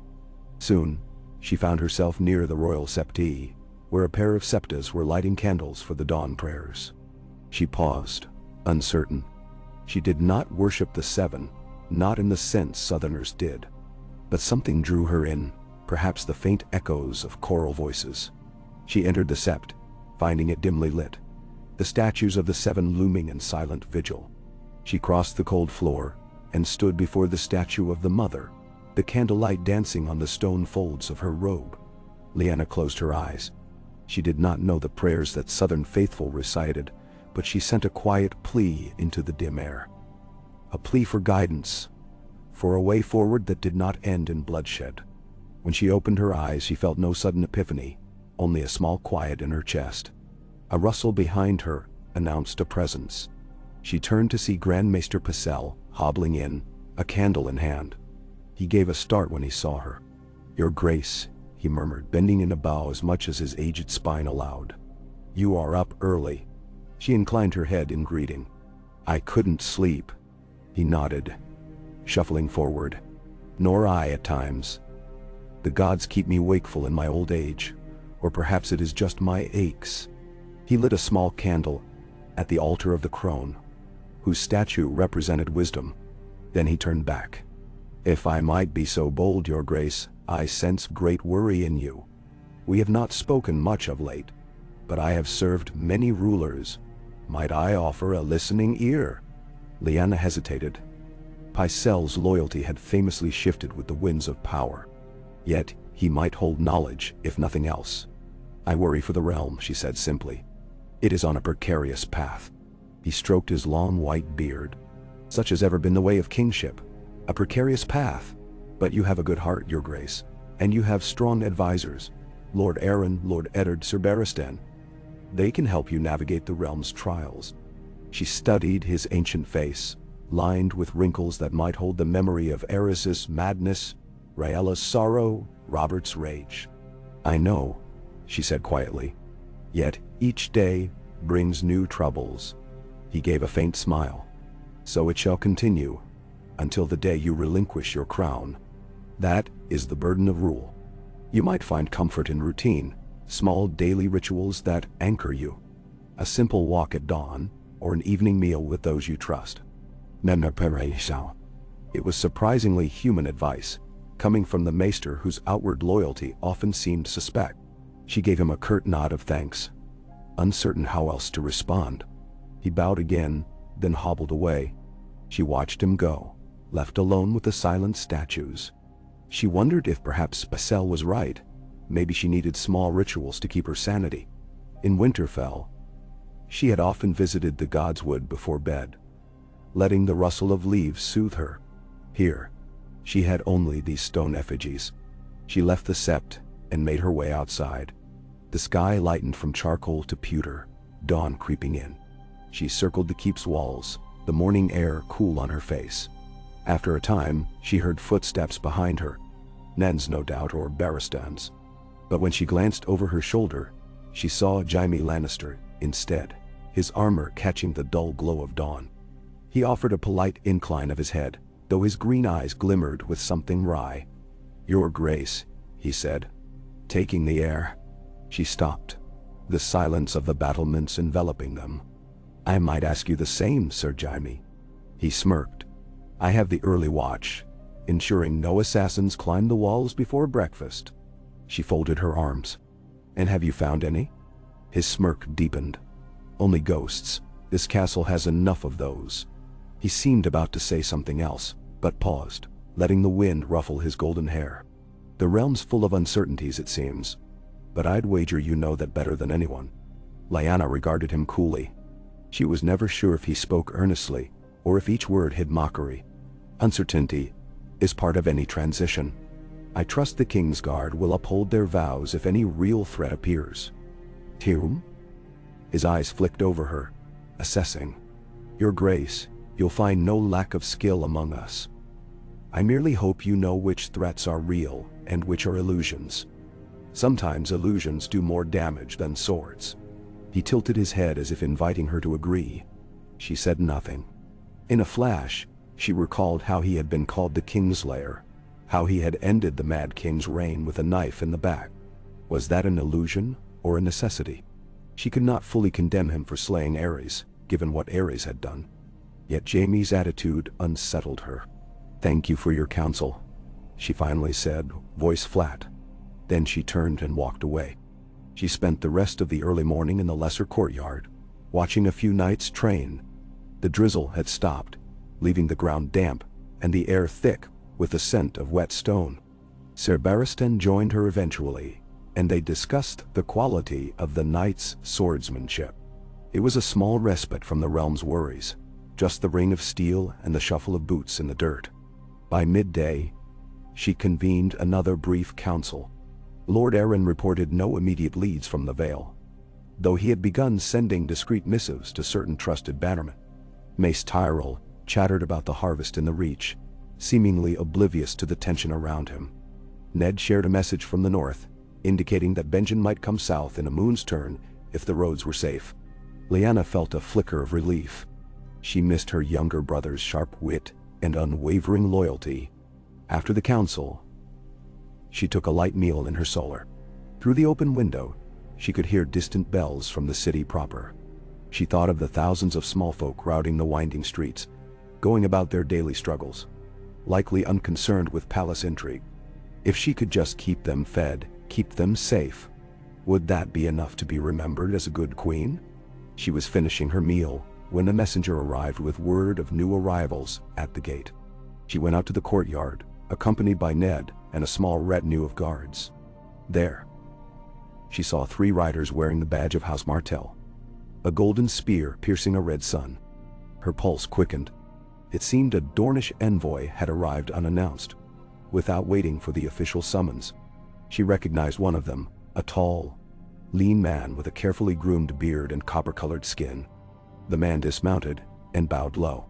"Your Grace," he said in a cordial voice, "I am Sir Arian Jourdain of the Tor, sworn to House Martell. Prince Doran has sent me to request an audience." Lyanna exchanged a swift glance with Ned. She had expected word from Dorn, but not quite so soon, and not a direct envoy. "You are welcome, Sir Arian," she said, projecting calm. "I trust your journey was uneventful?" He rose. "Long and hot, but yes, uneventful. Prince Doran believes in courtesy, so he has sent me ahead of the formal party to ensure your goodwill remains." Lyanna nodded. "Then let us speak in private." She gestured for the guards to escort him inside. She led the way to a small receiving chamber off the main hall, where a few chairs stood around a low table. Eddard followed close behind, as did Sir Barristan. Arian Jourdain took a seat with graceful poise, resting his hands on his knees. Lyanna sat opposite him, removing her crown to set it gently on the table. "Sir Arian," she said, "I trust Prince Doran is well." "He is, Your Grace," the knight replied, "but he is burdened by old wounds that fester still. The memory of Princess Elia, her children. Doran cannot simply forget." Lyanna inclined her head. "Nor should you. What is it that Prince Doran seeks?" Sir Arian's gaze flicked to Eddard before returning to Lyanna. "Justice, first and foremost. Those responsible for the deaths of Elia and her children must be held accountable. The realm knows who they are. Sir Gregor Clegane, Sir Amory Lorch, who acted, it is said, at the behest of Lord Tywin Lannister. Prince Doran believes that if the new crown truly stands for peace and justice, it will not shield murderers." That and now. Lyanna felt her heart pound. This was the exact scenario she had anticipated, but hearing it spoken aloud made it real. She forced herself to remain composed. "We hear and acknowledge Dorn's grief. I will consider Prince Doran's request and weigh it with the council of my advisors." Sir Arian nodded. "Of course, Your Grace. My prince also wishes to explore the possibility of alliance, a friendship between the Martells and the new crown. But it cannot be built on lies or pardons granted to butchers. He hopes you understand." "Mun?" She inhaled, steadying herself. "I understand. Will Prince Doran come to King's Landing to discuss this in person?" "That is his intention," Arian said. "He awaits word that he will not be slighted or dismissed. He wishes to hear that the Queen acknowledges the crimes committed against his kin." Lyanna could feel Ned's stare full of caution at her side. She met Sir Arian's gaze. "Tell your prince that I grieve for Princess Elia. Tell him that I wish to resolve this in a manner that honors her memory and brings peace rather than more war. I cannot promise an immediate answer regarding Sir Gregor and the others, but I promise I will not dismiss Dorn's call for justice." Sir Arian nodded slowly, as if measuring her sincerity. "Your Grace speaks with a fair tongue. I shall relay your words.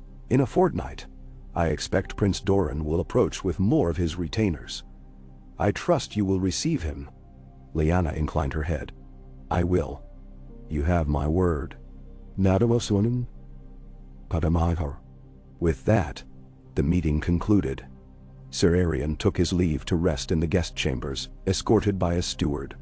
Lyanna let out a breath she did not realize she'd been holding. She looked at Ned, whose expression was troubled. "And so it begins," she said softly. He nodded. "Dorn will not let this go. Tywin Lannister has not openly opposed you yet, but if we threaten those loyal to him, we risk war in the West. Which side can we afford to anger?" Lyanna lowered her gaze to the crown on the table. It caught the lantern's light, reflecting ruby glimmers like droplets of blood. "One is no better than the other," she said quietly. "But we cannot walk the middle forever. We must be just." Ned's voice softened. "Gregor Clegane is no innocent man. Perhaps the realm would be better off without him. But Tywin may see it as an assault on his house's honor. She touched the edge of the crown, feeling the cool metal. Then let him. If I can broker a peace with Dorne by bringing a monster to justice, perhaps that is the path we must take. So many have died already. Elia, her children, Rhaegar, Robert, all gone in the fires of that war. I cannot keep letting the guilty walk free. Ned looked at her with mingled respect and apprehension.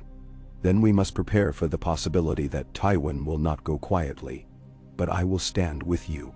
She felt a surge of gratitude toward him, recalling their childhood. How he had always been the calm center. Thank you, she murmured, picking up the crown. She rose, setting it back on her head with deliberate care. Each time she placed it there, she felt the weight of the realm settle on her shoulders anew. Have the guards keep an eye on Sir Aerion. No threat to him, just a watchful presence. We don't want any unfortunate incidents. Ned gave a faint smile. I'll see to it.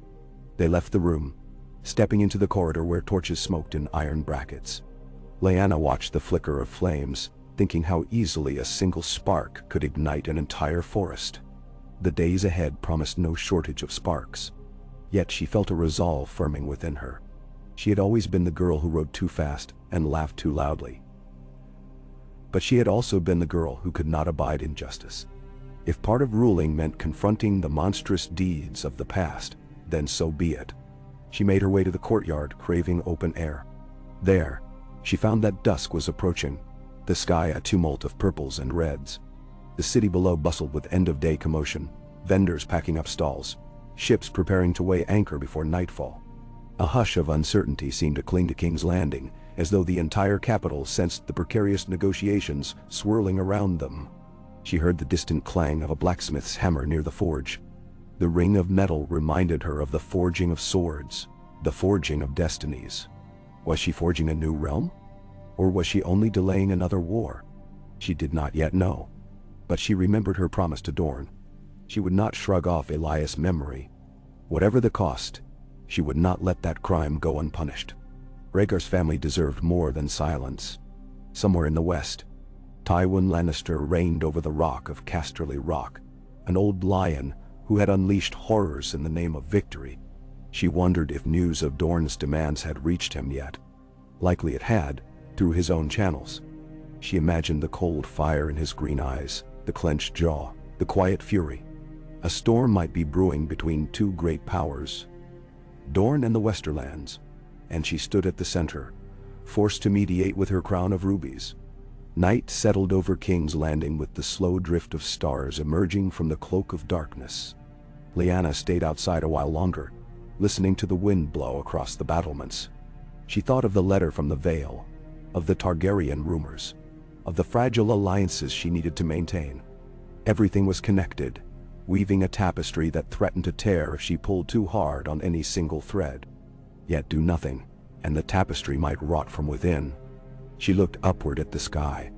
No northern lights, no brilliant swirl of color. Just the faint twinkle of unfamiliar southern stars. She whispered a name under her breath, Rhaegar, and let the night swallow it. Tomorrow, Dorne's envoy would present more formal demands. Tomorrow, the council would ask for her decision. Tomorrow, the realm would wait for the Wolf Queen to choose. And she would stand firm, letting the ghosts of winter and war guide her hand, trusting in her own sense of right. She was Lyanna Stark, daughter of Winterfell, crowned by chance or fate, and if the realm demanded justice, she would not shrink from it, even if it meant stepping into the lion's den and facing the teeth of House Lannister. She turned away from the battlements, the hush of the city following her footsteps. The Red Keep's torches flared, illuminating the path to her chambers. Each glow of light felt like a beacon, urging her onward through the gloom. She inhaled the salt-tinged air, squared her shoulders, and walked inside. This was her duty, her destiny. Perhaps not the one she had chosen, but the one she must fulfill. And no matter how many threats lingered at the edges of her reign, she would face them with the cold clarity of a northern winter. After all, winter had always been her home, and now she would bring that unyielding spirit to the Iron Throne.